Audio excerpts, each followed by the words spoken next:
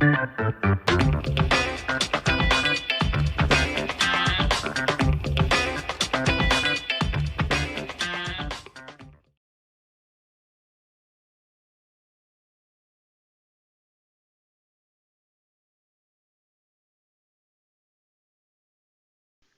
let's talk a little bit about the affinity diagram.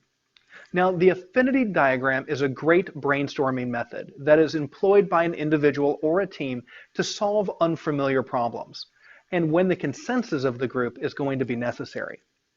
So step one is that each member writes down ideas and opinions on Post-it notes. Each note can have a single idea only. And then all the sticky notes are pasted on the table or wall, and then all the sticky note papers are then arranged according to categories or thought patterns. Now each category is then named, and then a header is captured on the top of it, and then a boundary is placed around them. So let me demonstrate how this works. So here I have a group of Post-it notes, and on them we were talking about why employees have trouble with their current employer. And so the first Post-it note says that the work is too repetitive. The second one says that they don't like the people, and then work is not challenging. It's that one. And then they have can't live on the wage, so they don't make enough money with the current job. That the work facility has poor lighting. That the worker or that their co-workers are unkind. That the room or the workplace is uncomfortable. That the air is stuffy, that the hours are too long, and that their pay is low. So in this particular exercise, I would have had everybody around a table, and I would have given them a pad of Post-it notes with a black or a blue Sharpie. And then I would ask them the question to write one idea on each Post-it note. Now they may have only written one idea on one Post-it note, or they may have had multiple ideas with multiple Post-it notes. They would then walk up to the front of the room and do exactly what I just did here and place them on a wall or a whiteboard. Now what we have here is we have a bunch of ideas that aren't necessarily the same and are totally different. But we have to start looking at the theming behind it. So let's say that we start with the pay is low. So the first one is pay is low. So we're just going to set that there. And then is there any other Post-it note that looks relatively the same or could be within the same theming? Well, we also have can't live on the wage. So that's one that we would be able to use. Or how about, let's see what else we got here. How about the hours are too long? So all of those, based upon the few that we have here, is a good theming. Well, let's take a look at another one. Let's take a look at poor lighting. So what other ones have to deal maybe with poor lighting? Or it could be something like workplace environment. Well, the air is stuffy. That could be another one. And that the room might be uncomfortable. So now we have 4 left. Let's see what else we've got. So don't like the people, workers are unkind, or the work is not challenging and it's too repetitive. Well, that kind of separates it out. So I have the work is not challenging and repetitive. That kind of sounds like actionable work. That's actually talking about the work itself. While these two are really talking about the people. So now we've taken all of our ideas and we've kind of categorized them. We've affinitized them. And so now what we would want to do is just place a header, and that could be another Post-it note or you could write it on the white ball. But maybe this has to do with something like lack of motivation.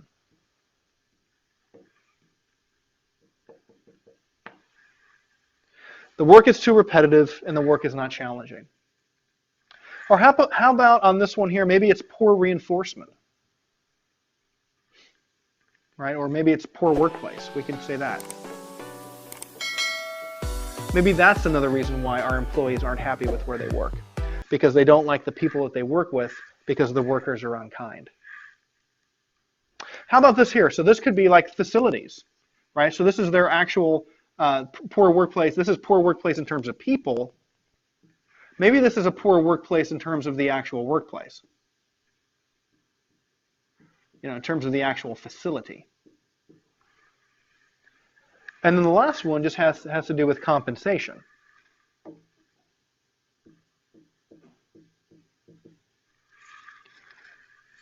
And then the last thing we would want to do is make sure that we're blocking them off so that they stay within their infinitized group.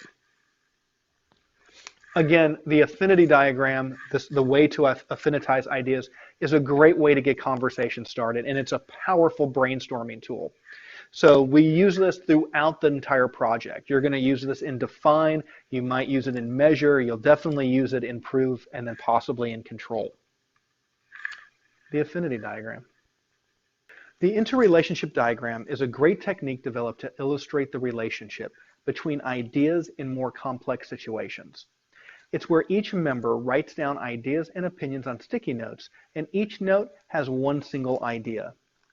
All the sticky notes are then pasted on the table or a whiteboard, and a cause and effect arrangement of cards is constructed by drawing an arrow between the causes and the effects.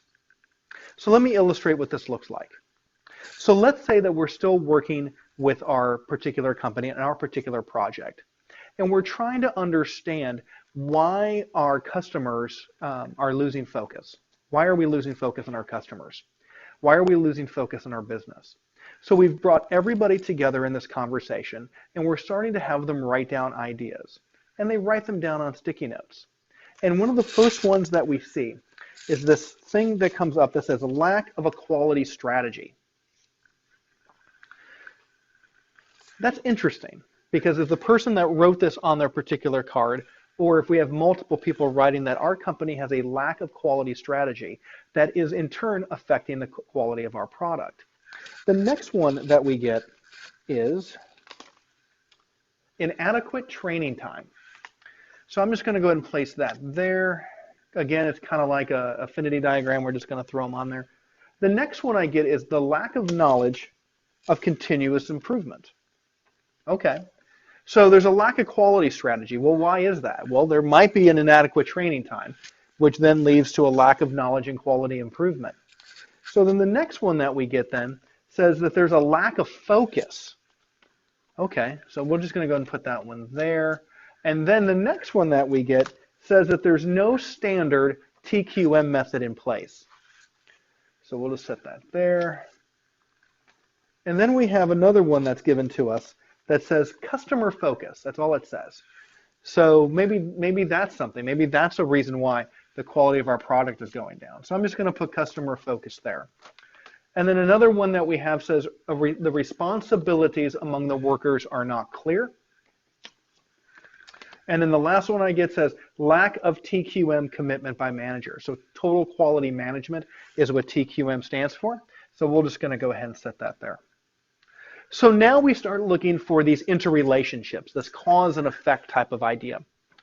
So we do have a lack of quality strategy, and we have the lack of TQM commitment by management. So that actually has a pretty good relationship.